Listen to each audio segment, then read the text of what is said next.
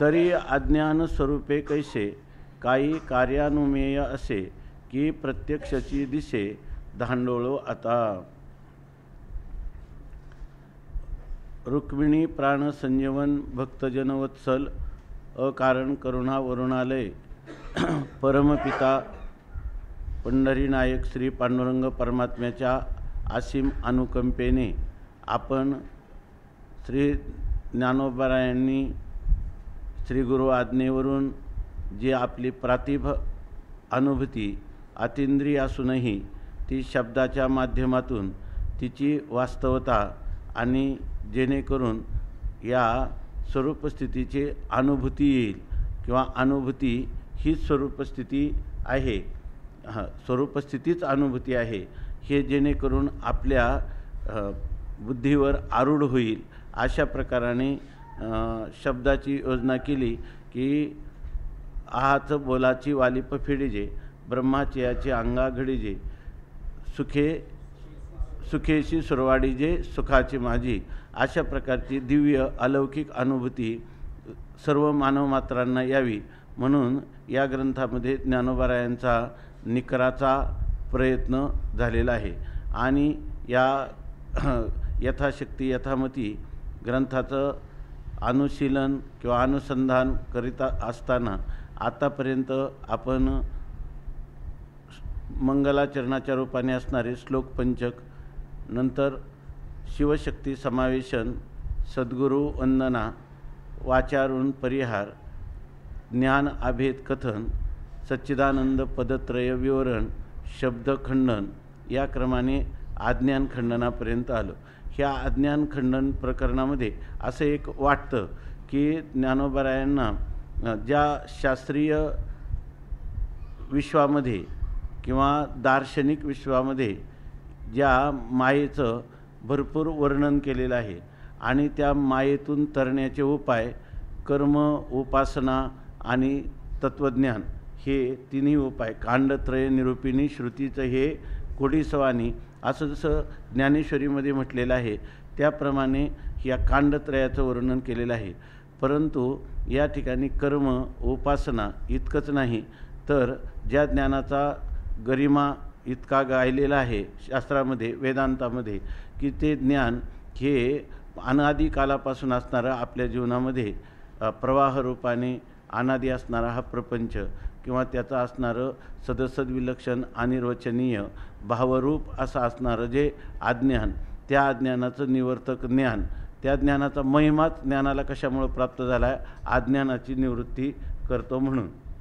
परंतु या ठिकाणी आपली खरी अनुभूती घ्यायची झाली तर अज्ञानच स्वरूपाच्या ठिकाणी नाही तर त्या अज्ञान निवर्तक ज्ञानाचा सुद्धा महिमा असण्याचं कारण नाही. इतकं हे अज्ञान आलिक तुच्छ आहे की त्या ज्ञानाचा भेदरा मुमुक्षूंनी घेतलेला आहे. त्यासाठी तत्वतः आत्मस्वरूपाच्या ठिकाणी अज्ञान असणं संभवनीय नाही, झालं नाही, होणार नाही, आत्ता नाही. अशा प्रकारच्या अज्ञानाचं स्वरूप जेणेकरून आपल्या बुद्धीवर आरूढ होईल असं ज्ञानोबारायांनी या अज्ञान खंडन प्रकरणामध्ये अज्ञानाची असिद्धी केलेली आहे. तर त्या अनेक अंगांनी केलेली आहे, अनेक पैलूंनी केलेली आहे.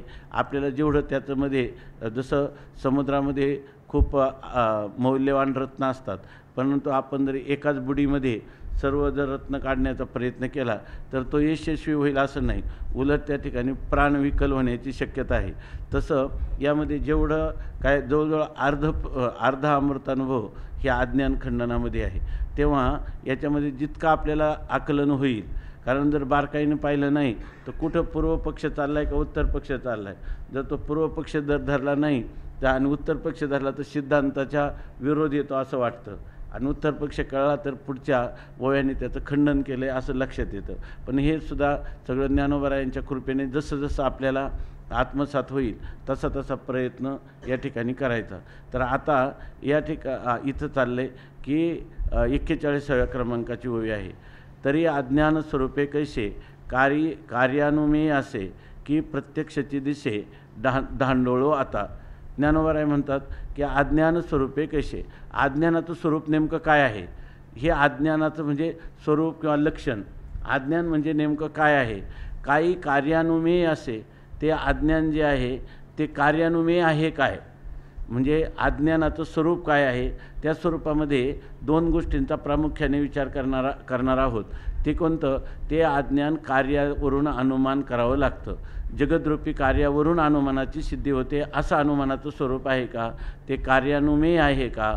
की प्रत्यक्षची दिसे किंवा त्याचं प्रत्यक्षच ज्ञान होतं? अज्ञानाचं बरोबर ना, अज्ञानाचं तुम्ही ज्या वेळेला वाटेल त्याच वेळेला लगेच बोला, कारण साध्या गोष्टीसाठी आपल्याला विषय आकलन होत नाही किंवा विषयाचं आपल्याला स्पष्टीकरण होत नाही. म्हणून प्रत्यक्षाची दिसे का? प्रत्यक्षाची दिसे म्हणजे अज्ञान हे कार्यावरून, अज्ञान नावाचा पदार्थ केवळ कार्य दिसतं, जगद्रूपी कार्य, आणि त्या कार्याला कोणीतरी कारण असलं पाहिजे. म्हणून ते कारण कोण आहे? अज्ञान आहे असं तुम्हाला म्हणायचं का? कारण का? की या वेदांतामध्ये असं वर्णन केलं जातं की हे जगतरूपी कार्य कुठून आलं? तर हे जगद्रूपी कार्य आपल्या आत्मस्वरूपाच्या अज्ञानापासून उत्पन्न झालं. जसं रज्जूच्या अज्ञानामुळं आपल्याला सर्प भासतो, तसंच आपल्या आत्मस्वरूपाच्या अज्ञानामुळे हे जगत भासतं. मग ज्या अर्थी हे जगत भासतं त्या कारण जे अज्ञान आहे ते कशावरून मानायचं? तर आत्मस्वरूपाचं अज्ञान आहे हे एकदा आत्मस्वरूपाचं अज्ञान असलं, अज्ञान मानल्याशिवाय त्या ठिकाणी जगद्रूपी कार्याची संगती लागत नाही. जगद्रूपी कारण हे कार्य हे त्रिगुणात्मक असल्यामुळं त्याचं कारणही तसंच मानलं पाहिजे. कारण कार्यकारणयो अभेद, कार्य आणि कारण याच्यामध्ये जर अभेद मानायचा झाला तर कारण जसं आहे, कार्य जसं आहे तसंच कारण मानावं लागतं. म्हणून कार्यावरून कारणाचं अनुमान करायचं तर जगद्रूपी कार्यावरून त्याचं कारण हे अज्ञान असलं पाहिजे असं सांग. हां काय? आपली अज्ञानासाठी नव्हता थावला किरीटी, तरी आत्मज्ञानाच्या लोटी खांडीजेना. तर हे जे आहे हे अमृतानुभवासारखी ती ओवी. त्या ठिकाणी आत्मस्वरूपाच्या अज्ञानामुळं तो वाढला होता आणि मग त्या अज्ञानाचं उन्मूलन करायचं असं नाही. ते मुळात अज्ञान आत्मस्वरूपाच्या ठिकाणी नाही. म्हणून तर असंग शस्त्रेनं दृढेनं चित्वा अशी त्याची स्थिती आहे. तरी अज्ञान स्वरूपे कैसे? काही कार्यानुमेय असे. ते काय कार्यानुमेय आहे की प्रत्यक्षची दिसे, किंवा ते अज्ञान आपल्याला प्रत्यक्ष दिसतं. कार्यावरून मानावं लागतं किंवा त्याचं प्रत्यक्ष ज्ञान प्रत्यक्षादी प्रमाणाने त्याचं ज्ञान होतं. हे आता धांडोळू, याचा आता आपण शोध घेऊ. हां हां काही कार्यानुमेय असे असा पाठ आहे इथं.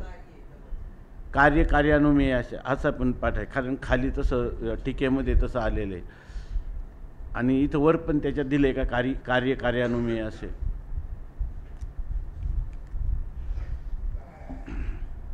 काहीच्या जागेवर कार्य आहे ना, टीकेमध्ये आले तसंच शब्द मात्र. टीका आता नाही, त्याच्यात काही कार्यानुमेय असे असंच पाठ आहे.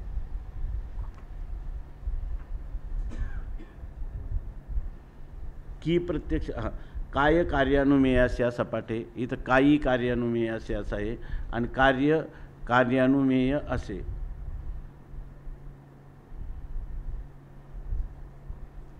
आता कार्यपाठ घेतला तर तरी अज्ञान स्वरूपे कसे? कार्य असे म्हणजे अज्ञान हे कार्यरूप आहे, म्हणजे कोणापासून उत्पन्न झालेलं ते कार्यरूप आहे का कार्यानुमेय आहे, किंवा ते कार्यावरून अनुमेय करण्याचा पदार्थ आहे असं.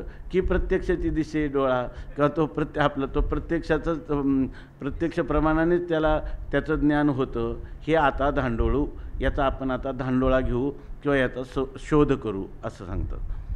स्वरूप टीका. स्वरूप जे निखळ निर्वाण, तेथे सर्वथा न घडे अज्ञान. आता जरी उगेची जाण, अनुमान किजे.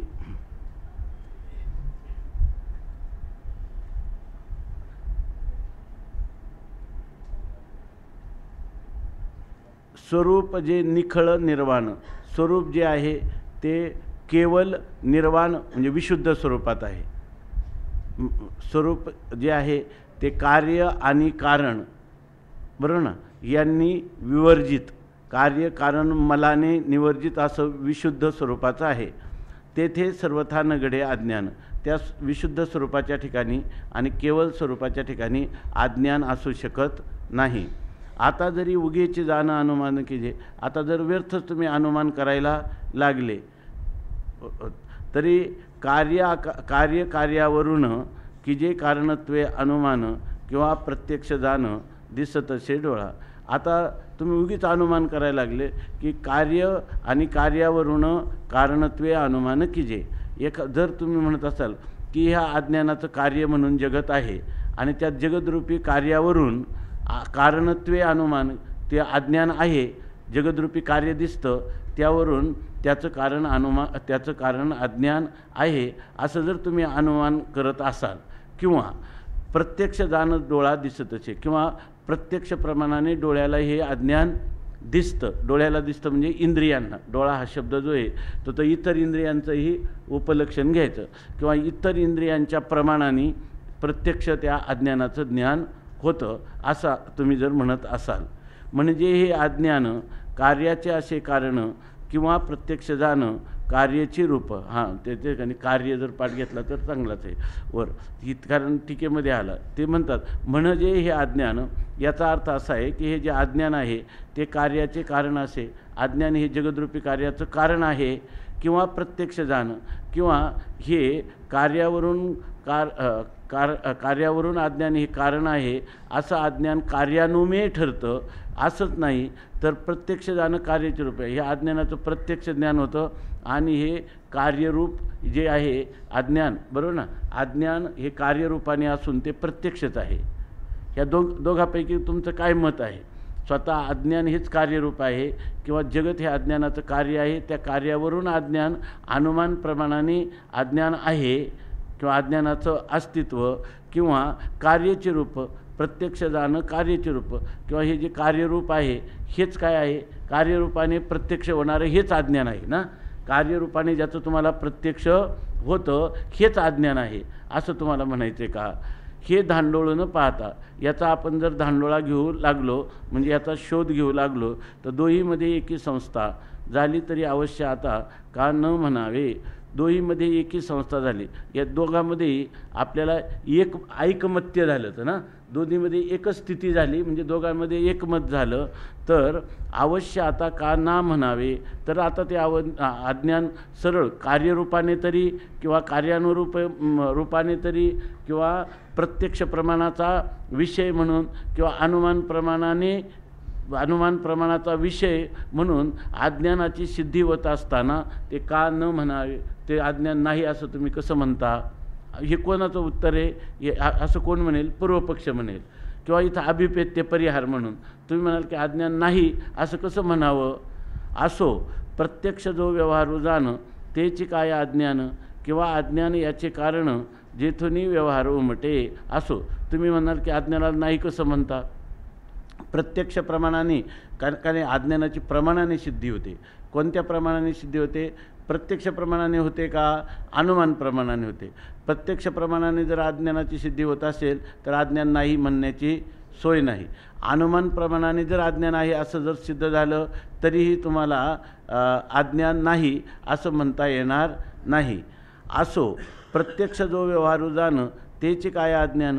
आता आम्ही तुम्हाला असं विचारतो, प्रत्यक्ष प्रमाणाने जो व्यवहार होतो तेच अज्ञान आहे का? म्हणजे अज्ञान हे प्रत्यक्ष प्रमाणाचा विषय होतं काय, किंवा अज्ञानाचं ज्ञान प्रत्यक्ष प्रमाणाने होतं किंवा काय, असं आम्ही तुम्हाला विचारू. किंवा अज्ञान याचे कारण, किंवा आपल्याला जे प्रत्यक्ष प्रमाणाने जे दिसतं, म्हणजे प्रत्यक्ष प्रमाण म्हणजे इंद्रियांच्या द्वारा ज्या ज्या पदार्थांचं प्रत्यक्ष ज्ञान होतं त्या प्रत्यक्ष ज्ञानाचे जे विषय आहेत त्याचं कारण अज्ञान आहे. अज्ञान याचे कारण म्हणजे प्रत्यक्ष प्रमाणाला विषय होणारे जे पदार्थ आहेत त्यांचं कारण अज्ञान आहे. ते अज्ञान स्वतः कार्यरूप नाही. कारण आम्ही त्यांना विचारलं, प्रत्यक्ष प्रमाणाने ज्याचा बोध होतो किंवा ज्याचं ज्ञान होतं तेच अज्ञान आहे की काय, किंवा त्याचं कारण अज्ञान आहे हे आम्हाला तुम्ही प्रथम सांगा. किंवा अज्ञान याचे कारण जेथूनही व्यवहार उमटे, ज्या ठिकाणाहून सगळा व्यवहार होतो, म्हणजे हे जे सगळे व्यवहार्य पदार्थ आहेत ते व्यवहार्य पदार्थ जे इंद्रियांना प्रत्यक्ष होतात ते पदार्थ म्हणजे अज्ञान नाही, त्यांचं कारण अज्ञान आहे, असं ते कार्यानुमेय आहे की काय? किंवा जे प्रत्यक्ष पदार्थ दिसतात ते पदार्थच अज्ञान स्वरूप आहेत आणि त्या पदार्थांचं ज्ञान, पदार्थांचं प्रत्यक्ष ज्ञान हेच अज्ञानाचं प्रत्यक्ष ज्ञान आहे असं तुम्हाला म्हणायचं आहे किंवा काय? हे निर्धारून पाहिजे, मग दोहमध्ये एक लाईजे, तरी आस्तिक्यता पाहिजे अवश्य अज्ञानाची. याचा जर आपण निर्धार करायला गेलो, आता म्हणजे प्रत्यक्ष प्रमाणाला विषय होणारं तेच अज्ञान आहे की कार्यानुमेय आहे ते अज्ञान आहे, याचा जर निर्धार करायला गेलो आणि मग दोहमध्ये एक लाईजे, आणि दोघांमध्ये एकाने जरी सिद्ध झालं, प्रत्यक्ष प्रमाणाने अज्ञानाचं ज्ञान होतं किंवा अनुमान प्रमाणाने अज्ञानाचं ज्ञान होतं, दोघांमध्ये जर एक जरी आपल्याला प्राप्त झालं म्हणजे एकाने जरी अज्ञानाची सिद्धी झाली तरी आस्तिक्यता पाहिजे अवश्य अज्ञानाची. तरी अज्ञान आहे असं अवश्य अज्ञानाचं आस्तिक्य, अज्ञानाचं अस्तित्व आपल्याला मानलंच पाहिजे. त्यात प्रत्यक्ष जे भासमान ते तव नव्हे अज्ञान, आधी ह्याची जाणं बोलतो असो. आता तुम्ही काय म्हणाल, प्रत्यक्ष जे भासमान आहे ना, आम्हाला जे दिसतं ना तेच अज्ञान आहे, म्हणजे अज्ञानाचं प्रत्यक्ष ज्ञान आम्हाला होतं इंद्रियांच्या द्वारा, बरं ना. इंद्रियांना, नेत्रादी इंद्रियांना जे जे प्रत्यक्ष होतं तेच ते काय आहे, अज्ञान आहे असं जर तुम्ही म्हणत असाल, ते प्रत्यक्ष जे जे भासमान ते तव नव्हे अज्ञान. आणि मग आता आम्ही म्हणतो प्रत्यक्ष जे भासमान होतं ते तर काय अज्ञान नाही, कारण प्रत्यक्ष त्याचं काय होतं, ज्ञान होतं. आणि मग ते प्रत्यक्ष ज्ञानाला जे विषय होतं त्याला तर अज्ञान म्हणता येणार नाही. आधी ह्याची जाणं बोलतं असो. अगोदर याच विषयावर आपण बोलू की तुम्ही काय म्हणणार, प्रत्यक्ष प्रमाणाचा विषय झाला किंवा अनुमान प्रमाणावरून सिद्ध झालं तर ते अज्ञान अवश्य मानलं पाहिजे. पण आम्ही काय म्हणतो की प्रत्यक्ष प्रमाणाला जे विषय होतं, प्रत्यक्ष प्रमाणाला जे विषय होतं ते अज्ञान असणं शक्य नाही. प्रत्यक्ष प्रमाणाला विषय होणारं आणि ते अज्ञान आहे असं म्हणणं योग्य नाही. आणि ते कधी आधी ह्याची जाणं बोलत असं. अगोदर आम्ही आता याच विषयावर म्हणजे अज्ञानाचं प्रत्यक्ष होतं, अज्ञानाचं प्रत्यक्ष होतं हे तुमचं बोलणं जे आहे त्या बोलण्यावर आता आपण विचार करू. नंतर ते कार्यानुमेय आहे याचा नंतर धांडोळा घेऊ, पण अगोदर या विषयावर बोललं. अहो प्रत्यक्षादी प्रमाणी की जे जयाची घेणी ते अज्ञानाची करणी अज्ञान नव्हे. तुम्ही जर म्हणत असाल प्रत्यक्ष प्रमाणाने त्याचं ज्ञान होतं म्हणून ते प्रत्यक्ष प्रमाणाचा विषय तेच काय आहे, अज्ञान आहे असं तुम्ही म्हणता, तर त्याच्याविषयी आपण आता विचार करू. तो विचार असा आहे 42 क्रमांकाची ओळी. अहो प्रत्यक्षादी प्रमाणे की जे जयाची घेणी ते अज्ञानाची करणी अज्ञान नव्हे. हे काय आहे की जे लोक भेदवादी आहेत ते अज्ञान आणि अज्ञान कार्य, बरं ना, कार्य आणि कारण हा याच्यामध्ये भेद मानतात.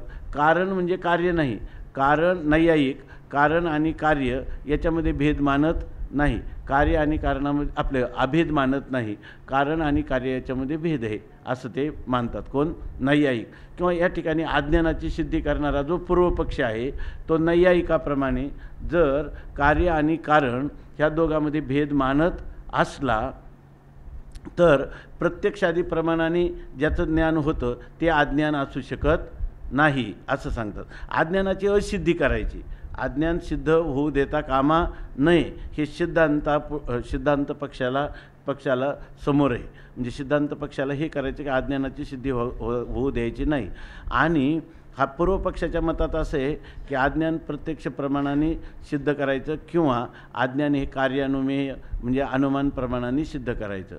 तर प्रत्यक्ष प्रमाणाने प्रत्यक्षादी प्रमाणाने अज्ञान सिद्ध होऊ शकत नाही असं या ठिकाणी सिद्धांत पक्ष सांगतो. त्याला कसं होत नाही त्याच्याविषयी सांगतो. अहो प्रत्यक्षादी प्रमाणे की जे जयाची घेणी, प्रत्यक्षादी प्रमाणाने ज्याचं घेणं म्हणजे ज्याचं ज्ञान होतं, ज्याचं ज्ञान आपल्याला प्रत्यक्षादी प्रमाणे, उदाहरणार्थ घटाधिकांचं ज्ञान आपल्याला प्रत्यक्षादी प्रमाणाने होतं, मग ते अज्ञानाची करणी अज्ञान नव्हे.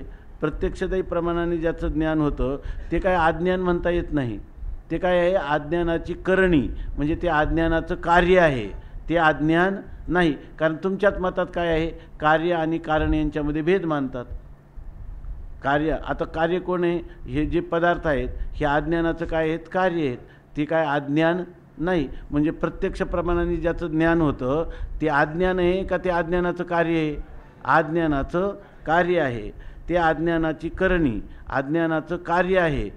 अज्ञान नव्हे, ते अज्ञान नाही. पहिल्यांदा तो म्हणत होता ना, अज्ञानाचं प्रत्यक्ष प्रमाणाने ज्ञान होतं.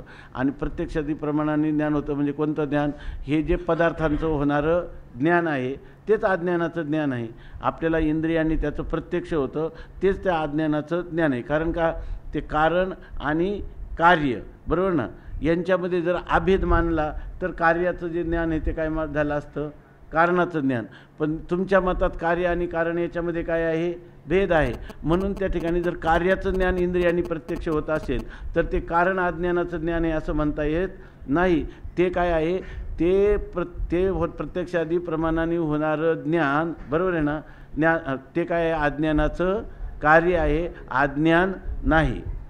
प्रत्यक्ष, आता टीका, प्रत्यक्ष जो व्यवहार दिसे हेची जरी अज्ञान म्हणजेत असे तरी कारणा वेगळे कैसे उठे कार्य. तर ते म्हणतात, जर प्रत्यक्ष प्रमाणाने जो आपला व्यवहार होतो त्या प्रत्यक्ष प्रमाणाने होणारा व्यवहार, त्या म्हणजे समजा घटाचं ज्ञान झालं, घटज्ञानाचा प्रत्यक्ष प्रमाणाने व्यवहार घडला तर ते अज्ञान म्हणजेत असे, तर त्याला अज्ञान तू जर म्हणत असशील तर कारणा वेगळे कैसे उठे कार्य, तर ते कार्य कारणापासून वेगळं आहे असं तुला कसं म्हणता येईल? कारण तुझ्या मतात तर काय आहे, कारण आणि कार्य यांच्यामध्ये भेद आहे असं तुझं मत आहे. आणि तू काय म्हणतो, पुन्हा कार्याचं ज्ञान हेच काय आहे, कारणाचं ज्ञान आहे. पण कार्य आणि कारण यांच्यामध्ये अभेद असेल तर कार्याचं ज्ञान हे कारणाचं ज्ञान तुला म्हणता आलं असतं. पण तुझ्याच मताप्रमाणे कार्य आणि कारण आणि कार्य यांच्यामध्ये अत्यंत भेद आहे. मग त्यावेळेला कार्याच्या ज्ञानाला कारणाचं ज्ञान असं म्हणता येणार नाही. अज्ञान कारण झाले म्हणून नसतेचे रूप आले, एवं प्रत्यक्ष देखिले ते अज्ञान नव्हे की. आता अज्ञान कारण झाले, जर अज्ञान जर कारण झालं म्हणून नसतेचे रूप आले, अज्ञान कारण झालं पण नसलेलंच अज्ञान, बरोबर ना. म्हणजे ज्या कार्य आणि कारणामध्ये काय आहे, भेद आहे. म्हणजे भेद आहे म्हणजे या ठिकाणी कारण वेगळं आणि कार्य वेगळं. परंतु त्या जे कारण नाही, कारण म्हणजे जे ज्याच्यामध्ये अत्यंत भेद आहे, म्हणजे जे खरं त्या कार्याचं कारण नाहीच आणि तेच त्या कार्याचं कारण आहे असं म्हणणं हे काही योग्य नाही. याच्यापासून संगती लागणार नाही. कारण कोणत्या कारणापासून कोणते कार्य उत्पन्न व्हायला लागेल? कारण कार्य आणि कारणामध्ये काय आहे, भेद आहे. कार्य आणि कारणामध्ये भेद असूनही जर अमुक कारणापासून अमुक कार्य उत्पन्न होतं असं तुम्ही म्हणणं म्हणजे काय झालं की या ठिकाणी तुम्ही आपल्या तुमचा सिद्धांत काय अपसिद्धांत झाला, बरं ना, अपसिद्धांत झाला. कार्य आणि कारणात भेदही मानायचा आणि अमुक कार्यापासून अमुकच कार्य उत्पन्न होतं अशी संगती सांगायची. मृत्तिकेपासून घट होतो, मृत्तिका हे घटाचं कारण आहे असं म्हणायचं, मृत्तिका हे घटाचं कारण आहे असं म्हणायचं, आणि घट आणि मृत्तिका यांच्यामध्ये अत्यंत भेद आहे असं म्हणायचं. अत्यंत भेद जर असेल तर तुम्हाला कार्याचं ज्ञान झालं तेच कारणाचं ज्ञान आहे, बरोबर ना. तुम्हाला ज्ञान झालं कार्याचं आणि तेच कारणरूप असणाऱ्या अज्ञानाचं ज्ञान आहे असं तुम्हाला म्हणता येणार नाही. ठीक चालले ना. हे म्हणून नसतेचे रूप आले, नसतेचे रूप आले म्हणजे जे कारण नव्हतं त्या कार्याचं तेच काय झालं, कार्यरूपाने परिणत झालं. जे त्याचं कारण नाही तेच कार्यरूपाला नसतेचे रूप आले, जे कारण नाही तेच काय झालं, कार्यरूपाला प्राप्त झालं. एवं प्रत्यक्ष देखील, आणि अशा प्रकाराने त्याचं काय झालं, आपल्याला प्रत्यक्ष ज्ञान झालं. ते अज्ञान नव्हे की, ते अज्ञान नाही, ते काय झालं, अज्ञानाचं कार्य आहे. अज्ञान नाही, अज्ञानाचं कार्य आहे. हे अज्ञानाची करणी म्हणजे झाले अज्ञानापासून, ऐसे नावेक बोलोनी प्रत्यक्षता खंडिते. तुम्हाला जे ज्ञान झालं ते काय झालं, ते ज्या पदार्थाचं ज्ञान झालं ते अज्ञानाचं ज्ञान झालं का अज्ञानाची करणी, अज्ञानाच्या कार्याचं ज्ञान झालं, म्हणजे झाले अज्ञानापासून. परंतु जे त्या अज्ञान ज्या कार्याचं कारण नाही, कारण ते अज्ञान ह्या कार्यापासून अत्यंत भिन्न आहे आणि त्या कार्याचं ज्ञान झालेलं असताना कार्यापासून अत्यंत भिन्न असणारं जे अज्ञान, बरोबर ना, त्या अज्ञान कारणाचंच आम्हाला प्रत्यक्ष ज्ञान झालं असं तुम्ही क्षणभर बोलले. त्या बोलण्यानेच काय झालं, प्रत्यक्षता खंडिते. अज्ञानाचं ज्ञान प्रत्यक्ष प्रमाणानं होतं हे तुमचं बोलणंच खंडित करतं. कारण त्याच्यामध्ये तुम्ही काय सांगता की अज्ञान आणि अज्ञान कार्य यांच्यामध्ये अत्यंत भेद आहे. आणि दुसरी गोष्ट काय करता, कार्याचं ज्ञान झालं तेच कारणाचं ज्ञान आहे असं म्हणता आणि कार्यकारणामध्ये अत्यंत भेद मानता. ह्या बोलण्यावरून, तुमच्याच बोलण्यावरून ह्या अज्ञानाचं प्रत्यक्ष होतं, ह्या बोलण्याचं खंडन होत नाही. काय अर्थात होतं. नावेक हे अज्ञान करणी वर्तवून प्रत्यक्ष प्रमाण तोडितसे.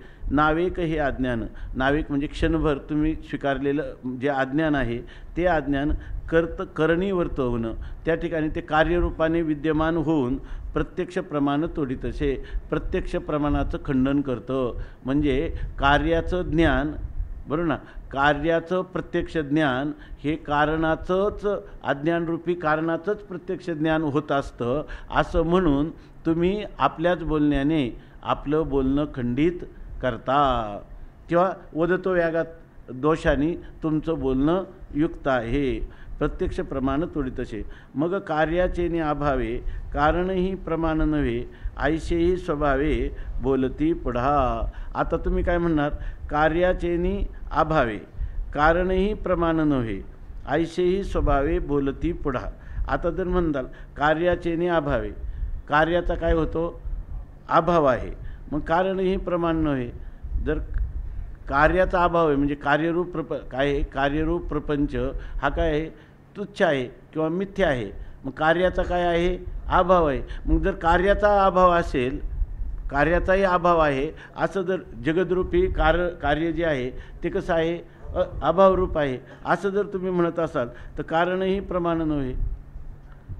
जर जगदरूपी कार्य, जर तुम्ही जगदरूपी कार्याचं कारण कोण मानता, अज्ञान मानता, बरोबर ना. मग तुम्हाला जगदरूपी कारणाचं प्रत्यक्ष होत नाही असं तुम्ही प्रत्यक्ष होतं म्हणता तरीसुद्धा कार्याचं प्रत्यक्ष होतं, कारणाचं प्रत्यक्ष होतच नाही. तुम्ही म्हणाल किंवा कार्याचंही प्रत्यक्ष होत नाही, बरोबर ना. कार्याचे ने अभावे, कारण कार्यच कसं आहे, अभावरूप. कारण पाठीमागं सिद्ध केलं की कार्यरूप जगत जे आहे ते आत्मस्वरूपाच्या ठिकाणी त्रैकालिक अत्यंताभावरूप आहे.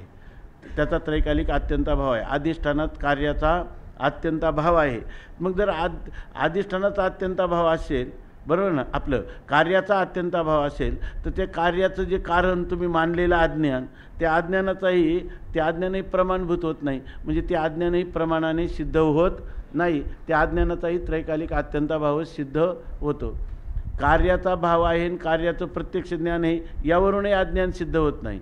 आणि कार्य अभावरूप आहे म्हटलं तर मग कारणाची काय होते, अभावरूपता सिद्ध होते, भावरूपता सिद्ध होत नाही. ऐशेही स्वभावे बोलती पुढं, ही पुढं स्वाभाविकपणे बोलणार आहेत.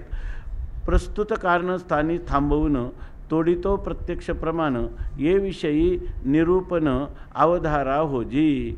प्रस्तुत कारणस्थानी थांबवणं. आता प्रस्तुत कारण काय आहे, अज्ञानाचं प्रत्यक्ष होतं की नाही हा खरा प्रश्न आहे. अज्ञानाचं प्रत्यक्ष होतं की नाही, म्हणून हे जे प्रस्तुत कारण तुम्ही सांगितलेलं जे अज्ञान आहे आणि त्या कारणरूप अज्ञानाचं प्रत्यक्ष ज्ञान होतं, इथं तुम्हाला थांबवतो. म्हणजे इथं तुमचं काय करतो, खंडन करतो आणि तोडितो प्रत्यक्ष प्रमाण. प्रत्यक्ष प्रमाणाला तोडतो म्हणजे प्रत्यक्ष प्रमाणाचं खंडन करतो. म्हणजे अज्ञान हे प्रत्यक्ष प्रमाणाला विषय होत नाही. हे आता एवढाच विषय आम्ही तुम्हाला या ठिकाणी सांगणार आहोत. ये विषयी निरूपण अवधारा होजी, या विषयीचं काय आम्ही निरूपण करतो ते तुम्ही ऐका. आता हे सगळं काय बोलतो हा सिद्धांती, परंतु हे सगळं कोणाच्या मुखातून बोलतो, तुम्ही सुद्धा असंच बोलणार. मी जे बोलतो असंच तुम्ही बोलणार असं त्यांना म्हणतो. कारण काय आहे, पूर्वपक्षामध्ये किंवा नैयायिकामध्ये किंवा नैयायिकाला अनुसरणाऱ्या पूर्वपक्षामध्ये कार्य आणि कारण यांचा अत्यंत भेद मानतात. ऐका, आणि त्या भेदाचं समर्थन हे पूर्वपक्षी कसं करत असतात तेच या ठिकाणी सांगतात. म्हणजे सगळं ते जे खंडन करतात तेच घेऊन याला बाकीचं काय करायचं नाही. कार्यकारणामध्ये भेद का अभेद हे सांगायचं नाही. त्या ठिकाणी अज्ञानाची काय आहे, असिद्धी करायची. तुम्ही त्या कारणाला त्याला कार्यरूप म्हणा का की कारणरूप म्हणा, परंतु आणि कार्यकारणामध्ये भेद म्हणा की कार्यकारणामध्ये अभेद म्हणा, पण कोणत्याही रूपाने अज्ञानाची सिद्धी होत नाही. तर त्यासाठी त्यांचीच उदाहरणं देतात की जे कार्य आणि कारणामध्ये काय मानतात, अभेद मानतात. आपलं कार्य आणि कारणामध्ये भेद मानतात, पण तरीसुद्धा कार्यकारण भाव आहे असं मानतात.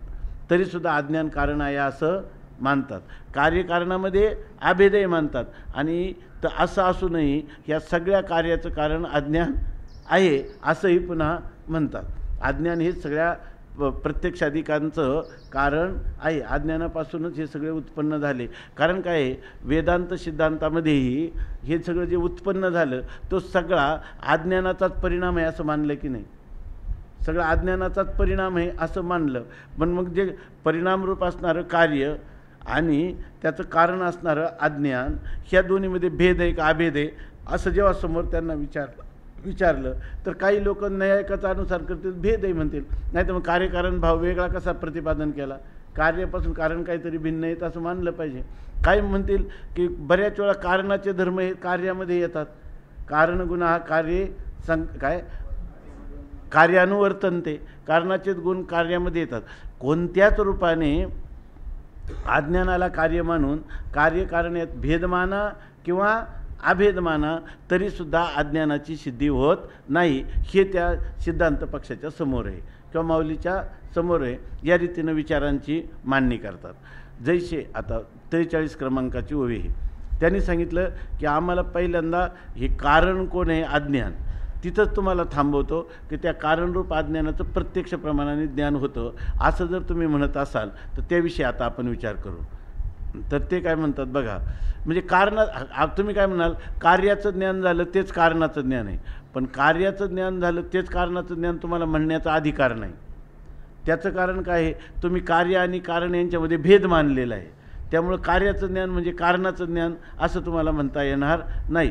तुमचाच पक्ष काय सांगतो, तुम्ही ज्या वेळेला कार्यकारणामध्ये भेदाची सिद्धी करता, कार्य आणि कारण यामध्ये भेद आहे असं प्रतिपादन करता, तेव्हा तुम्हीच आम्हाला कोणकोणती उदाहरणं देता ते पहा. तर ती उदाहरणं अशी आहेत की 43 क्रमांकाची होईल. जैशी अंकुरेशी सरळ वेली दिसे वेल्हाळ, ते बीज नव्हे केवळ बीज कार्य होय. आता जैशी ज्याप्रमाणे अंकुरेशी अंकुरासहित सरळ अशी वेल आपल्याला वाढताना, वेल्हाळ म्हणजे विस्तारित झालेली वेल आपल्याला दिसते. आता अंकुरासहित सरळ वाढलेली जी वेल आहे की वेल्हाळ वेली दिसे म्हणजे सुंदर बहरलेली किंवा पसरलेली वाढणारी अशी अंकुरासहित सरळ वाढणारी वेल आपल्याला दिसते. आता ती वेल आहे, ती वेल बीजापाशिवाय झालेली का? परंतु तुम्ही काय म्हणतात, ते बीज नव्हे केवळ बीज कार्य होय. ती वेली बीज आहे का बीजाचं कार्य आहे? असं तुम्ही म्हणतात. ते बीज आहे का ती वेली आहे का ते कार्य आहे? कार्य आहे, परंतु ते बीज आहे का? मग आम्ही तेच म्हणतो कार्य आणि कारणामध्ये काय आहे, भेद आहे.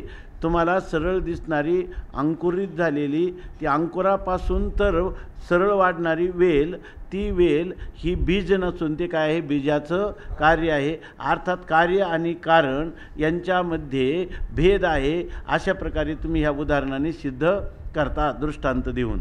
जेवी बीजापासून वेल होय, तो वेलचित व बीज नव्हे, तस्मात वेलाचे कारण आहे बीज एक. ते म्हणतात बीजापासून वेल होतो, पण तो वेल म्हणजे काय, बीज नाही. म्हणजे कार्यकारणात पूर्णपणे अत्यंत अभेद नाही, भेद आहे. आणि तस्मात वेलाचे कारण बीज एक. वेलाचं कारण कोण आहे? बीज हा त्या वेलाचं कारण आहे. बीज म्हणजे वेल नाही, पण वेलाचं कारण कोण आहे? बीजच आहे. बरोबर. म्हणजे कार्यकारण भाव सांगता येतो की नाही तुम्हाला? कार्यकारण भाव सांगता येतो, पण कार्य आणि कारण यांच्यामध्ये अभेद आहे असं सिद्ध होतं का भेदही सांगता येतो? आमच्या मतात कार्य आणि कारणभाव सांगत असताना कार्य आणि कारण यांच्यामध्ये अत्यंत भेद असूनही त्या ठिकाणी बीजाच्या ठिकाणी कारणभाव आणि वेलीच्या ठिकाणी कार्यभाव असा कार्यकारणभावाची संगती सांगता येते, पण कार्य आणि कारणामध्ये काय आहे? अत्यंत भेद आहे. असं उदाहरण दिलं. आता पुढं दुसरं उदाहरण देतात 44 क्रमांकाची ओळी. परंतु वेलाचे कारण आहे बीज एक. वेलाचं कारण कोण आहे? एक बीजच आहे, पण बीज म्हणजे वेल नाही. बीज म्हणजे वेल नाही, पण वेल बीजाचं कारण मात्र आहे. आणि बीजच वेलाचं कारण, बरं ना? बीजच वेल म्हणजे बीजाचं कार्य आहे, आणि वेल म्हणजे बीजाचं कार्य आहे, आणि बीज हे त्या वेलाचं काय आहे? कारण आहे. आता दुसरं उदाहरण देतात. का शुभाशुभ रूपे स्वप्नदृष्टी आरोपे ते निद नव्हे जाऊपे निदेचे की. आता शुभाशुभ रूपे स्वप्नदृष्टी आरोपे, आपल्याला स्वप्नामध्ये शुभ आणि अशुभ या रूपाने आपल्यामध्ये स्वप्नदृष्टीचा आरोप होतो. म्हणजे स्वप्नदृष्टी स्वप्नामध्ये आपल्याला काही शुभ दिसतं, काही अशुभ, हे सगळ्यांचा आरोप त्या ठिकाणी होतो स्वप्नामध्ये. जसं जागृतीमध्ये आपल्याला शुभ अशुभाचा प्रत्यय येतो, तसा स्वप्नामध्ये शुभ आणि अशुभाचा आपल्याला त्या स्वप्नामध्ये प्रत्यय येतो. मग आता स्वप्नामध्ये जर शुभाशुभ रूपाने जर आपल्याला स्वप्नामध्ये प्रत्यय येत असतील तरीसुद्धा ते निद नव्हे जाऊपे निदेचे की. ह्या स्वप्नाचं कारण कोण आहे? स्वप्नाची कारण निद्रा असं म्हटलेलं की नाही. निद्रेमध्ये स्वप्न पडतं की नाही. मग स्वप्नाला कारण कोण आहे? निद्रा आहे. पण निद्रा म्हणजे स्वप्न आहे का? निद्रा म्हणजे स्वप्न नाही. निद्रेचं कारण स्वप्न आहे, आणि स्वप्न हे निद्रेचं कार्य आहे की नाही. स्वप्नाचं कारण निद्रा आहे आणि स्वप्न हे निद्रेचं कार्य आहे, असं त्यांच्यामध्ये कार्यकारणभाव आहे की नाही. कार्यकारणभाव असला तरी ते कार्य आणि कारण यांच्यामध्ये भेद आहे का अभेद आहे? भेद आहे असं सिद्ध होतं. ते निद नव्हे, त्या स्वप्नामध्ये जे स्वप्नदृष्टीमुळं आपल्याला वेगवेगळेपणा दिसतो, शुभाशुभ दिसतं, त्या ठिकाणी ते पदार्थ, स्वप्नातले पदार्थ म्हणजे निद्रा आहे का? नाही. ते निद्रेचे जाऊपे, ते निद्रेचं मुलगा आहे, निद्रेचं काय आहे? पोरग आहे. निद्रेचं म्हणजे निद्रेचं ते कार्य आहे. ते निद नव्हे निदेचे जाऊपैकी, ते निद्रा नाही. स्वप्नात दिसणारे शुभाशुभ पदार्थ हे त्या ठिकाणी निद्रेचं कार्य आहे, ते म्हणजे निद्रा नाही. त्याच्यामध्ये आणि निद्रेमध्ये अत्यंत भेद आहे, पण ते निद्रेचं कार्य मात्र आहेत. किंवा व्यस्ताव्यस्त रूप प्रत्यक्ष स्वप्नाचा आरोप, तो आरोपची स्वरूप निद्रेचे नव्हे. किंवा दुसऱ्या रीतीनं दुसरं उदाहरण सांगतात. व्यस्ताव्यस्त रूप, आपल्याला जसे चांगलं, व्यस्ताव्यस्त म्हणजे चांगलं किंवा वाईट अशा प्रकारचं प्रत्यक्ष स्वप्नाचा आरोप. प्रत्यक्ष आपल्याला स्वप्न दिसतं की नाही? प्रत्यक्ष आपल्याला स्वप्नाचा आरोप होतो. आता प्रत्यक्ष ज्ञान होतं स्वप्नामध्ये, हे तरी खरं असतं का? स्वप्नामध्ये ज्ञान होताना त्या ठिकाणी आपल्याला ज्ञानाचे विषय असतात, ज्ञानाची साधनं असतात, आणि त्याचा प्रमाता पण त्या ठिकाणी असतो. प्रमाता, प्रमाण आणि प्रमेय, सगळा व्यवहार दिसतो की नाही? सगळा व्यवहार जरी दिसला तरी सगळा व्यवहार आरोपितच आहे की नाही? त्याच्यातलं त्या स्वप्नामध्ये एखाद्या मनुष्याने अगदी तो म्हणतो की प्रखर सूर्य आपल्याला आता दिसत आहे, मी ह्या नेत्राने पाहत होतो. पाहणारे जे नेत्र साधन, पाहणारा जो प्रमाता आणि पाहिलेला जो प्रमेय रूप सूर्य, हे सगळे जे आहेत तर ते साक्षी भाष्य म्हणजे ते सगळे जे पदार्थ आहेत ते तत्वता त्या ठिकाणी आहेतच का? ते काहीच नाही. पण हे सगळं कार्यरूप पदार्थ दिसतात, हे खरे आहेत का खोटे आहेत? हे सगळे मिथ्या पदार्थ आहेत. पण स्वप्नात तसं वाटतं का? पण स्वप्नात असं वाटतं का? जर स्वप्नात म्हणजे कुठं सूर्य आहे तर हा म्हणतो मी प्रत्यक्ष डोळ्यांनी पाहना, नेत्राने हा सूर्य दिसतो, असं सांगत असतानाही ह्या व्यवहारामध्ये तो व्यवहार सत्य असतो काय? नाही. म्हणजे हा सगळा स्वप्नाचा काय असतो? आरोप असतो. पण तो जे आरोपित जे पदार्थ आहेत ते पदार्थ म्हणजे काय? निद्रेमध्येच दिसले की नाही? मग ते निद्रा आहे का नाही तिथं? का निद्रा आहे का निद्रेचं कार्य आहे? स्वप्नातले आरोपित सगळे पदार्थ म्हणजे तथ्य नसणारे, सत्य नसणारे सगळे पदार्थ हे निद्रेचे कार्य आहेत. ते पदार्थ म्हणजे निद्रा नाही. त्याशी निद्रा झाली कारण म्हणून उच्चावच देखील स्वप्न तेवी प्रत्यक्ष दिशे जाण ते अज्ञान नव्हे. त्याशी निद्रा झाली कारण. त्याशी म्हणजे त्या स्वप्नाला कारण कोण झाली? निद्रा. म्हणून निद्रा त्या स्वप्नाला कारण झाली म्हणून आपल्याला उच्चावच म्हणजे शुभ अशुभ किंवा त्यांनी व्यस्ताव्यस्त अशा प्रकारचं आपल्याला स्वप्न जे आहे ते स्वप्न दिसलं. तेवी प्रत्यक्ष दिशे जाणं ते अज्ञान नव्हे. त्यामुळं तुम्हाला अज्ञानाचं कार्य म्हणून ह्या जगदरूपी प्रपंच जो प्रत्यक्ष दिसतो ते त्या अज्ञानाचं कार्य आहे, ते प्रत्यक्ष नाही, ते अज्ञान नाही. तुम्हाला दिसतं जगत दिसतं, हे धडधडीत अज्ञान आहे का धडधडीत कार्य आहे? धडधडीत दिसणारं कार्य ते कोणाचं कार्य आहे? अज्ञानाचं कार्य आहे, अज्ञान नाही असं सांगितलं. आता अजून उदाहरण देतात. नाना चांदू एक असे, हे कोण देणार माहिती आहे का? जे कार्यकारणामध्ये भेद मानून, बरोबर ना, कार्यकारणामध्ये भेद मानून जर आपल्याला कार्याचं प्रत्यक्ष तेच कारणाचं प्रत्यक्ष आहे असं जे कोणी विधान करायला जाईल तर हे विधान त्यांच्या दृष्टीनं त्यांना स्पष्टीकरण करता येणार नाही. कारण कार्यकारणामध्ये भेद मानता, बरोबर ना. आणि पुन्हा काय म्हणतात, कार्याचं जे ज्ञान तेच कारणाचं ज्ञान असं तुम्हाला म्हणता येणार नाही. कारण कार्य कारणयोः भेदा असा तुमचा सिद्धांत. कार्य आणि कारणामध्ये आत्यंतिक भेद आहे असं म्हणतात. आणि जे कार्य आहे ते कारणापासून उत्पन्न झालं. कोणत्यापासून? आता पुढे येईलच ते. अज्ञानरूपी कार्याचं ते काय आहे? कारण आहे, जगदरूपी कारण.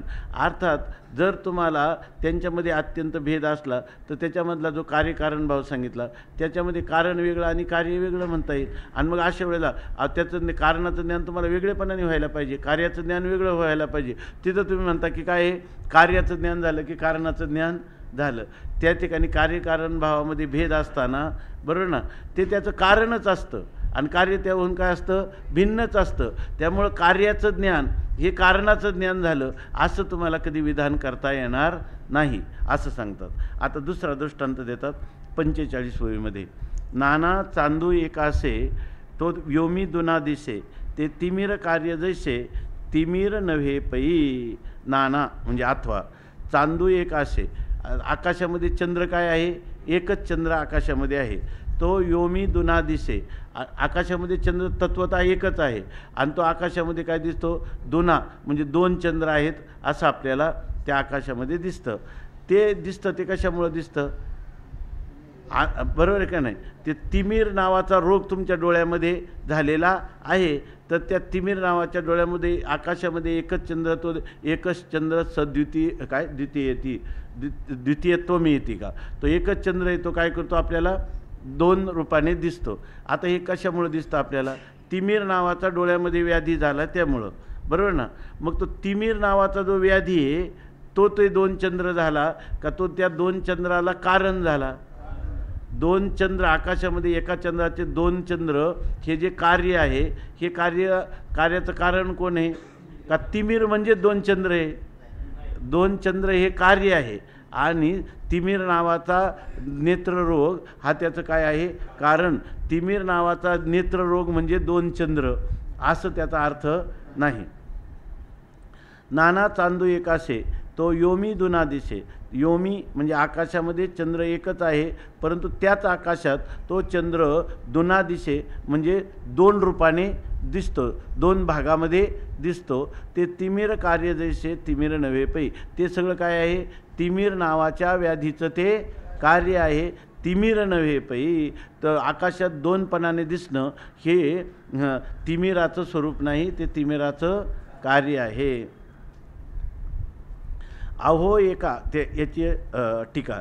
अहो एका चांदाचे दोन्ही देखी जे ती पै गगनी ते तिमिराची करणी जाणावी पै. अहो त्या ठिकाणी सांगतात एका चांदाचे दोन्ही देखी जे ती गगनी. आकाशामध्ये एका चंद्राचे दोन चंद्र दिसतात, हे तिमिराची करणी, हे त्या तिमिर नावाच्या व्याधीची काय आहे? कार्य आहे. करणी म्हणजे कार्य आहे असं तुम्ही जाणावं. परी जेने देखी जे काही ते तिमिरतव गगनी नाही तिमिरापासून पाही चंद्र द्वंद्व. तर ते म्हणतात परी जेने देखी जे काही, परंतु ज्याच्यामुळं हे चंद्र काय करतात, दोन पाहतो आपण, ते तिमिरत्वगणी नाही. ते तो तिमिर नावाचा जो व्याधी आहे तो कुठे आहे, डोळ्यात आहे, तो आकाशात नाही. हां, बरोबर ना. म्हणून तिमिरापासून पाही चंद्रद्वंद्व, त्या तिमिर ह्या कारणापासून त्या चंद्राचं द्वंद्व हे कार्य आपल्याला दिसत आहे. ते कार्यरूप द्वंद्व, चंद्राचं द्वंद्व हे तिमिर नाही. तिमिर इथं नेत्रात आहे आणि चंद्राचं द्वित्व कुठं आहे, आपलं दोन चंद्र कुठं आहेत, आकाशात आहेत. मग तिमिर म्हणजे ते चंद्रद्वय आहे का तिमिराचं ते कार्य आहे, कार्य आहे. म्हणजे कार्य आणि कारणामध्ये काय आहे, भेद आहे. एवं इत्यादी दृष्टांते करून बोलीला ऐसे जाण, ते प्रत्यक्ष प्रमाण अज्ञान नोहे. आता एवं इत्यादी दृष्टांते करून, आता वर सांगितलेल्या दृष्टांतावरून बोलीला ऐसे जाण असे तुम्ही बोलले, बरोबर ना, की प्रत्यक्ष प्रमाण बोलीला ऐसे जाण इत्यादी दृष्टांते करून बोलीला ऐसे जाण इत्यादी दृष्टांते करून, इथं असं बोलीला म्हणजे सिद्धांचा नाथ असं बोललेलं आहे की ते प्रत्यक्ष प्रमाण अज्ञान नव्हे. ते काय बोललेले असं जाणा की प्रत्यक्ष अज्ञान प्रत्यक्ष प्रमाण नव्हे. अज्ञान हे प्रत्यक्ष प्रमाणाचा विषय नाही. प्रत्यक्ष प्रमाणाचा विषय अज्ञान नाही, अज्ञान कार्य आहे. आणि कार्य आणि कारणात जे अभेद मानत नाही किंवा भेद मानतात, तर त्यांच्या दृष्टीनं कार्यरूप जगताचं ज्ञान हे अज्ञानाचं प्रत्यक्ष ज्ञान आहे असं त्यांना म्हणता येणार नाही. ठीक आहे ना इथपर्यंत. आता हे झाले एवढे दृष्टांत. आता दार्ष्टांतिका सांगतात, तैसे प्रमाता प्रमेय प्रमाण जे त्रय, ते अज्ञानाचे कार्य अज्ञान नव्हे. आता काय आहे, त्यासाठी वर त्याने लिहिले ना, शुभाशुभ रूपे स्वप्नदृष्टी आरोपे. जसं वरली ना, शुभ अशुभ हे स्वप्नदृष्टी जे आरोपतात ते काय आहे, निद्रेचं आपत्ती आहे, ते निद्रा नाही. निद्रेचं कार्य आहे, निद्रा नाही. लक्षात येतं ना इथपर्यंत, स्पष्ट होतं ना. हां, तर ते सांगतात तैसे. आता हे एवढे दृष्टांत सांगितले. आता दार्ष्टांतिका सांगतात, तैसे प्रमाता प्रमेय प्रमाण जे त्रय. आता हे जे प्रमाता प्रमाण आणि प्रमेय हे जे तीन आहेत ना, बरोबर, हे तीन जे आहेत ते अज्ञानाचे कार्य. ते अज्ञानाचं काय आहे, कार्य आहे, अज्ञान नव्हे. त्याला तुम्ही म्हणला अज्ञानाचं काय होतं, प्रत्यक्ष आदी प्रमाणाने ज्ञान होतं, बरोबर ना. पण प्रत्यक्ष प्रमाण जे आहे ते प्रत्यक्ष प्रमाण हे काय आहे, अज्ञानाचं कार्य आहे. आता स्वप्नामध्ये आपण सांगितलं स्वप्नदृष्टी आरोप आहे. स्वप्नाच्या दृष्टीमध्ये आरोप होतो शुभाशुभाचा. स्वप्नाच्या दृष्टीमध्ये प्रमाता प्रमेय आणि प्रमाण हे त्रिपुटीचा आरोप होतो की नाही. जरी त्रिपुटीचा आरोप होतो तरी त्या ठिकाणी ते स्वप्नच आहे की नाही. ते स्वप्न हे काय आहे, निद्रेचं कार्य आहे, तिचं ते आपत्य आहे. ते काय, ते म्हणजे ज्याचं आपत्य ते स्वप्न आहे का स्वप्नस्थ त्रिपुटी आहे. ती त्रिपुटी म्हणजे निद्रा नाही, ते निद्रेचं काय आहे, कार्य आहे, बरोबर ना. तसं तुम्ही काय म्हणता, प्रत्यक्ष प्रमाणाने अज्ञानाचं ज्ञान होतं. प्रत्यक्ष प्रमाणाने अज्ञानाचं ज्ञान होतं असं तुम्ही जेव्हा म्हणता, तर हे प्रत्यक्ष प्रमाण म्हणजे अज्ञान आहे का. कारण अज्ञान आणि प्रत्यक्ष प्रमाण हे अज्ञानाची काय आहेत, कार्य आहेत. ती काय अज्ञान नाही. म्हणून प्रत्यक्ष प्रमाणाने होणारं ज्ञान हे, बरोबर ना, हे ज्ञान दुसऱ्या पदार्थाचं आहे, ते काय त्याचं कारण असणार आहे, अज्ञानाचं नाही, असंच म्हणायचं ना या ठिकाणी. म्हणून तैसे प्रमाता प्रमेय प्रमाण. प्रमाता याचं आणखी दुसऱ्या रीतीनं सिद्ध करणार आहे. जर प्रत्यक्ष प्रमाणाच्याच पोटामध्ये प्रमाता प्रमाण असतील, बरोबर ना, तर त्यांनी त्यांच्या त्यांचं ज्ञान होईल का. म्हणजे अज्ञानाच्या ज्ञानासाठी, बरोबर ना, प्रत्यक्षादी प्रमाण उपयोगी होतील का, नाही. कारण ते अज्ञान नाही, ते अज्ञानाचे काय आहेत, कार्य आहेत. आणि कार्य कधी कारणाची सिद्धी करू शकेल का.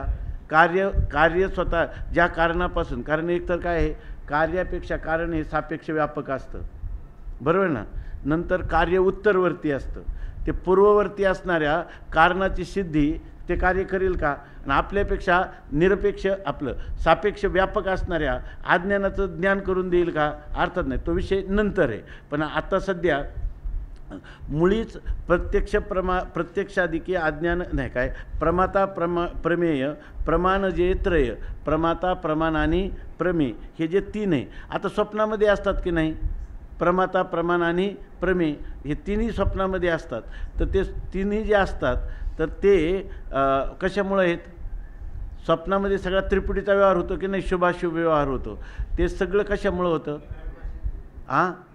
निद्रेमुळं होतं त्या निद्रेमुळं होतं म्हणजे निद्रा म्हणजेच ते आहे की नाही का त्या स्वप्नातल्या पदार्थाचं ज्ञान हेच निद्रेचं ज्ञान आहे हे निद्रेचं ज्ञान म्हणता येणार नाही कारण का ते निद्रेचं कार्य आहे त्या कार्याचं ज्ञान म्हणजे निद्रेचं ज्ञान नाही आणि जर तुम्हाला म्हणता आलं असतं पण कधी जर तुम्ही कार्य कारण यांच्यामध्ये अभेद मानला असता तर तुम्ही भेद मानता आता पुढे जाऊन ते असं म्हणणार आहेत की तो म्हणतो की नाही अभेद कार्यकारणाचा अभेद मानल्यावर तर होईल ना सिद्धी ते म्हणतात अहो कार्यकारणाचा अभेद मानला तरी अज्ञानाची सिद्धी होत नाही कार्यकारणाचा अभेद मानून कार्याचं ज्ञान म्हणजे कारणाचं ज्ञान असं जरी तुम्ही सिद्ध करायला जाणार तरी ते सुद्धा सिद्ध होऊ शकत नाही हे नंतर येईल क्रमाने अगोदर याचा समाचार घेतात एवढ्याचा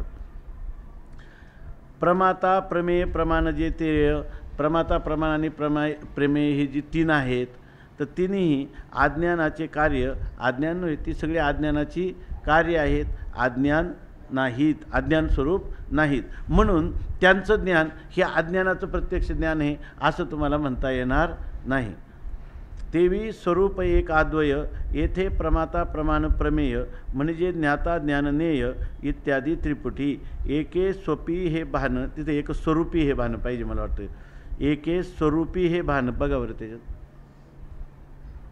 तरी हेच नव्हे एके स्वपी झाले ना ते स्वरूपी पाहिजे एके स्वरूपी हे भान तरी हेच नव्हे प्रत्यक्ष अज्ञान अज्ञान याचे कारण जेणे हे भाषे स्वरूप एक अद्वय स्वरूप एक आहे अद्वय इथं कोणतं अद्वय स्वरूप ज्ञानस्वरूप आत्मा असं घ्यायचं का या ठिकाणी का एक अद्वय असणारं स्वरूप अज्ञान घ्यायचं काय हे की प्रमाता प्रमाण आणि प्रमेय ही सगळी त्रिपुटी ह्या अद्वय म्हणजे एकमेव असणाऱ्या अज्ञानाचं कार्य आहे इथं अद्वय म्हणजे ज्ञान स्वरूप नाही घ्यायचं बघा स्वरूप एक अद्वय स्वरूप आहे येथे प्रमाता प्रमाण प्रमेय किंवा ज्ञाता ज्ञाननेय हे इत्यादी त्रिपुटी एके स्वरूपी हे भान एकाच स्वरूपाच्या ठिकाणी हे भान होतं कोणतं प्रमाता प्रमाण आणि प्रमेय बघा प्रमाता प्रमाण आणि प्रमेय ही सगळी त्रिपुटी कोणाचं त्रिपुटीला कारण कोण आहे आणि ते अज्ञान अनेक नाना आहे का एक आहे म्हणून त्याला अद्वय म्हटले हे जे अद्वय विशेषण आहे हे अद्वय स्वरूप आत्म्याचं नाही हे कोणाचं आहे अज्ञानाचं आहे म्हणून ते सांगतात एके स्वरूपी हे भान एकाच अज्ञान स्वरूपाच्या ठिकाणी हे भान झालेलं आहे तरी हेच नव्हे प्रत्यक्ष अज्ञान एकाच स्वरूपाच्या ठिकाणी म्हणजे या अज्ञानात ही त्रिपुटी कोण आहे त्रिपुटी सगळ्या अज्ञानाचं कार्य अज्ञान एकच आहे एकाच अज्ञानाचं कारण ही प्रमाता प्रमाण प्रमेय किंवा ज्ञाता ज्ञान ज्ञेय ही सगळी त्रिपुटी त्या हे तरी हेची नव्हे प्रत्यक्ष अज्ञान ह्या त्रिपुटीचं ज्ञान हे प्रत्यक्ष अज्ञानाचं ज्ञान आहे का नाही या अज्ञान याचे कारण अज्ञान हे याचं कारण आहे की जेणे हे भाषे की जेणेकरून ही त्रिपुटी भासते हे अज्ञान याचं कारण आहे म्हणून त्रिपुटीचं ज्ञान हे अज्ञानाचं ज्ञान नाही ते अज्ञानाच्या कार्याचं ज्ञान आहे आणि अज्ञानाच्या कार्याचं ज्ञान हे अज्ञानाचं ज्ञान असं तुम्हाला म्हणता येणार नाही म्हणता का येणार नाही कारण तुम्ही कार्य आणि कारण यांच्यामध्ये अत्यंत भेद मानता म्हणून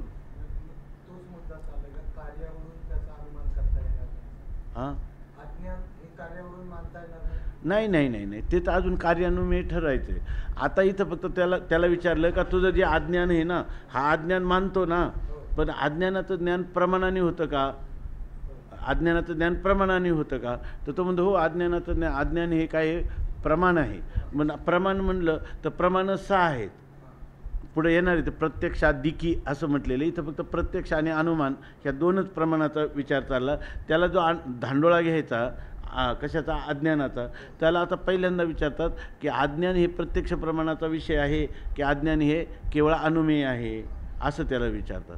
त्याच्या दृष्टीनं तर साही प्रमाणाने अज्ञान सिद्धच आहे की नाही?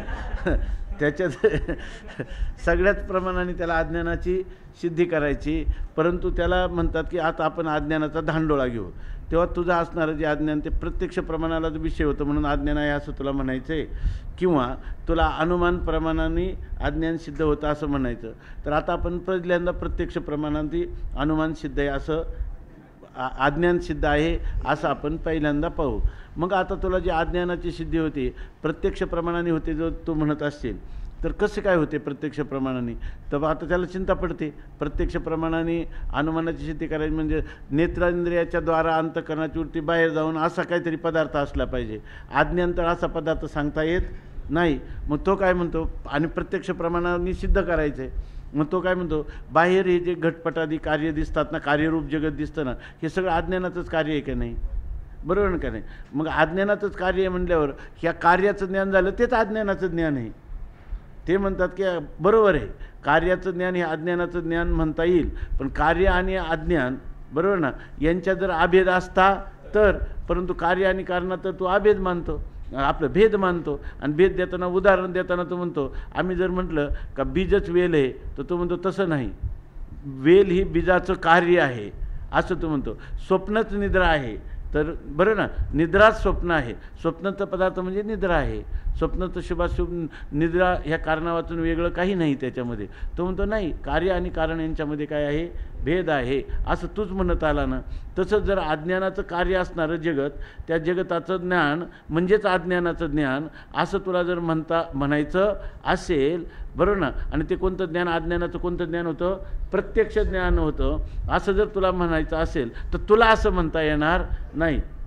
जर आम्ही कारण आणि कार्य याच्यामध्ये जर भेद मानला नसता तर तुला हे विधान करता आलं असतं, परंतु तसं तर तू कार्य आणि कारणामध्ये अत्यंत भेद मानतो, मानलेलं नाही, अत्यंत भेद मानलेला आहे. अशा तुला अज्ञानाचं प्रत्यक्ष, कार्याचं प्रत्यक्ष हेच कारणाचं प्रत्यक्ष असं तुला तरी म्हणता येणार नाही. असं तुला तरी म्हणता येणार. एके स्वरूपे हे भान तरी हेची नव्हे प्रत्यक्ष अज्ञान, अज्ञान याचे कारण जेणे हे भासे, ज्याने हे प्रत्यक्ष प्रमाणाला विषय होऊन जो कार्यरूप प्रपंच आपल्याला भासतो हे अज्ञान नाही, हे अज्ञानाचं कार्य आहे असं सांगितलं. म्हणून प्रत्यक्षाधिकी 47 क्रमांकाची ओळी आहे. म्हणून प्रत्यक्षाधिकी अज्ञान कार्यविषयकी न घेपे ये विखी आणू नाही नाही नाही नाही नाही.